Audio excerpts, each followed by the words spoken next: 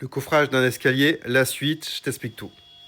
Après avoir réalisé le tracé au sol et le tracé sur les deux côtés de mur, à gauche et à droite, on va pouvoir mettre en place des raidisseurs. Donc on a des raidisseurs qui vont être en biais pour la paillasse et des raidisseurs horizontaux.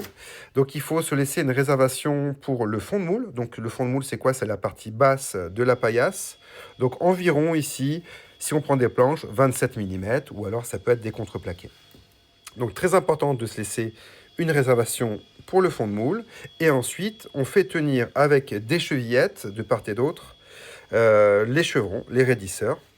Et ensuite, afin de pouvoir soutenir toute la masse de l'escalier une fois coulé, il faudra mettre ce qu'on appelle des pieds droits ou des buts. Donc ce sont des chevrons qui vont être coupés à mesure. Et surtout, en partie basse, on mettra un coin.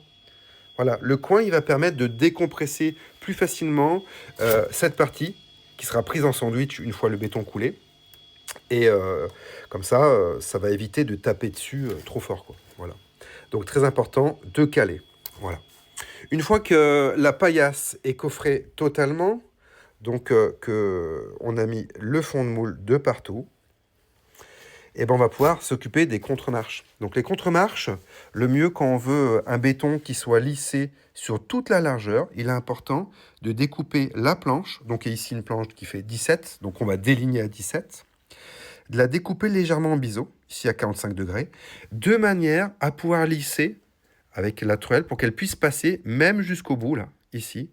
Ça permettra d'éviter ici des marques à cet endroit-là, là où il y aura l'épaisseur de la planche, donc à peu près 27 mm. Voilà. Ça permet de lisser toute la profondeur de la marche.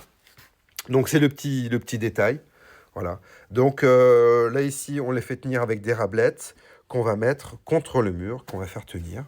Et ensuite, on pourra les renforcer avec un litho au milieu, à cet endroit-là. Voilà pour ce qui est du coffrage et le ferraillage. Il faut le tri soudé en partie basse qui remonte sur le palier. Voilà, donc qui est un chevauchement entre l'armature du palier et l'armature de la paillasse.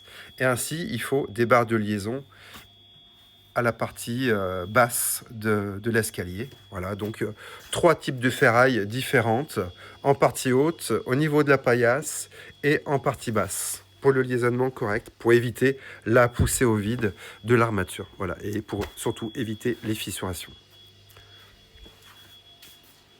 Allez, j'espère que tu as appris un truc. Bon courage à toi.